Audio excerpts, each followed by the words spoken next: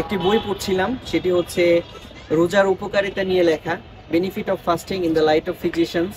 এই বইটার মধ্যে রোজার কি কি উপকারিতা আছে লেখক এখানে উল্লেখ করেছেন। তো এই ব্যাপারগুলোই মনে হলো যে একটু শেয়ার করি আপনাদের সামনে। আমরা যখন রোজা রাখি, আমাদের রোজা রাখার কারণে প্রথম যে উপকারটা আমরা রোজার মাধ্যমে পাই সেটি হচ্ছে, কোনো মানুষ যখন বেশি বেশি রোজা রাখবে এবং খুব বেশি করে ফাস্টিং করবে, তখন সে তার বিভিন্ন রকমের অসুখ বিসুখ থেকে এবং বিভিন্ন রকমের অসুস্থতা থেকে সে রক্ষা পাবে। এটা কেন? মেডিকেল সায়েন্সের ভাষায় একটি ব্যাপার রয়েছে, সেটি হচ্ছে মাইটোকন্ড্রিয়া নামে আমাদের একটি শরীরে একটি বিষয় রয়েছে, যেটি আমাদের কোষের ভিতরে থাকে এবং কোষের ভিতরে থেকে কাজ করে। তো আমরা যখন রোজা রাখি তখন এই মাইটোকন্ড্রিয়া, যেটা আমাদের কোষের ভিতরে থাকে এবং শক্তি উৎপন্ন করে, যে শক্তির উপরে নির্ভর করে আমরা বেঁচে থাকি, এটার পরিমাণটা অনেক বেশি বেড়ে যায়। এবং এই মাইটোকন্ড্রিয়া কাজ করার কারণে আমাদের শরীরে আরেকটা পদার্থের উৎপন্ন হয়, সেটি হচ্ছে ফ্রি রেডিকেল। অর্থাৎ মাইটোকন্ড্রিয়া যখন আমাদের শরীরের ভিতরে কাজ করতে থাকে, তখন ফ্রি রেডিকেল নামে আরেকটা ক্ষতিকর পদার্থ আমাদের শরীরে জন্ম নেয়। তো এটা যখন শরীরে বাড়তে থাকে, বেশি হতে থাকে, তখন মানুষ আস্তে আস্তে বার্ধক্যের দিকে এগিয়ে যায়, তখন সে অসুস্থতার দিকে এগিয়ে যায়। যখন নিয়মিত কোনো মানুষ রোজা রাখে, তখন রোজা রাখার ফলশ্রুতিতে তার শরীর থেকে এই যে ক্ষতিকারক যে পদার্থটা ফ্রি রেডিকেল, এটা আস্তে আস্তে দূরীভূত হতে থাকে, দূর হয়ে যায়।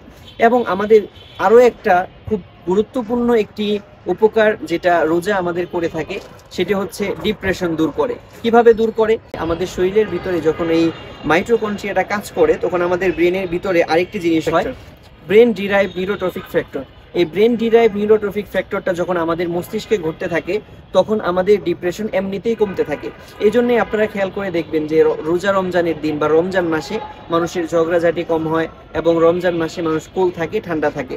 মানুষের ভিতরে উচ্চ বাক্য বিনিময় বা মানুষের হচ্ছে ডিপ্রেশনে ভোগা, এই জিনিসগুলো রমাদান মাসে কম থাকে। কারণ হচ্ছে আমরা যখন রোজা রাখি, রোজা রাখার ফলশ্রুতিতে আমাদের ব্রেনে ওই ব্রেন ডিরাইভ নিউরোট্রফিক ফ্যাক্টর, যেটাকে BDNF বলে, এটার পরিমাণ বাড়তে থাকে, যার ফলে আমরা ডিপ্রেশন থেকে এবং দুশ্চিন্তার থেকে মুক্তি পাই। আরেকটি জিনিস, আমেরিকার একটি গবেষণায় দেখা গিয়েছে যে তারা দুই প্রকারের ইঁদুর, এক ধরনের ইঁদুরকে তারা দৈনন্দিন খাবার দিয়েছে, আরেক ধরনের ইঁদুরকে তারা রোজা রাখলে যেভাবে মানুষ খাবার খায়, অর্থাৎ লম্বা একটা সময় না খেয়ে থাকে, এরপরে নির্দিষ্ট একটা সময় থেকে সে আবার খাবার শুরু করে। তো রোজা রাখার, ফাস্টিং যেভাবে মানুষ রাখে, সেভাবে করে সেই ইঁদুরদেরকে খাবার দেওয়া হয়েছে। তো যার ফলশ্রুতিতে দেখা গেছে যে কয়েক বছর পরে যে সমস্ত ইঁদুর রোজাদাররা যেভাবে খাবার ভক্ষণ করে, এই নিয়ম মেনটেন করে যে ইঁদুরদেরকে খাওয়ানো হয়েছে, তাদের লংজিভিটি 43 থেকে 84% বেড়ে গিয়েছে। সুবহানাল্লাহ। এটা হচ্ছে বেনিফিট অফ ফাস্টিং, রোজা রাখার একটা ফলাফল। তো এই বইয়ের মধ্যে আরো অনেক দারুণ দারুণ চমৎকার ইনফরমেশন দেওয়া আছে।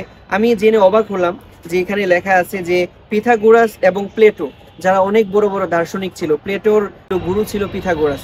এই পিথাগোরাস এবং প্লেটো, এরা যখন কোনো গুরুত্বপূর্ণ ডিসিশন মেক করবে বা যখন গুরুত্বপূর্ণ কোনো ডিসিশন নিবে, এটার আগে তারা না খেয়ে থাকতো, দীর্ঘ সময় না খেয়ে থেকে তারা তারপরে ওই সিদ্ধান্তটা নিত।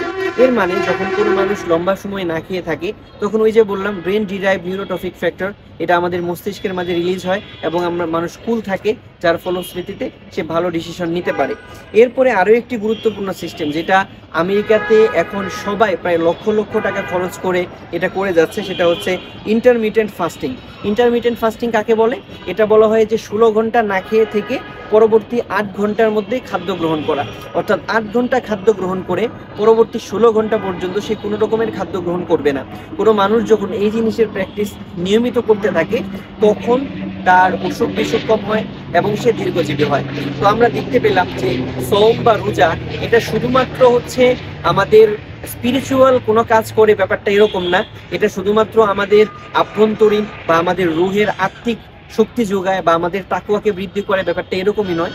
বরং কোনো মানুষ যখন ফাস্টিং, নিয়মিত ফাস্টিং রাখে, রোজা রাখে, তখন হচ্ছে তার ভিতরে এই ধরনের পরিবর্তন ঘটতে থাকে এবং তার অসুখ বিসুখও কম হতে থাকে, কমতে থাকে।